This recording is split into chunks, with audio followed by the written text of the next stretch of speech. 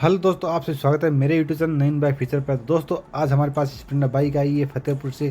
तो इसके अंदर हम डालने वाले हैं एस वाले एलोविल, वो भी बढ़िया क्वालिटी के। तो मैं आपको एक बार चेक करके दिखाता हूँ। तो ये हमारे सिल्वर कलर के एस वाले एलोविल है, बढ़िया क्वालिटी के। हमारे पास सभी प्रकार के एलोविल मिल जाते हैं। आपको कोई सा भी बाइक के अगर एलोविल चाहिए मॉडिफाई वाले मिल जाएंगे। तो एकदम शानदार एलोविल इस बाइक के अंदर डाल रहे हैं और बाकी काफ़ी मॉडिफिकेशन इस बाइक के अंदर करने वाले हैं। तो इसकी एक बार क्वालिटी देखो, एकदम बढ़िया क्वालिटी का एलोविल हम लगा रहे हैं। तो वीडियो में आप एंड तक बने रहिए और मेरी ये वीडियो आपको अच्छी लगे वीडियो को लाइक कर देना। बिना लेट करते वीडियो करते हैं स्टार्ट।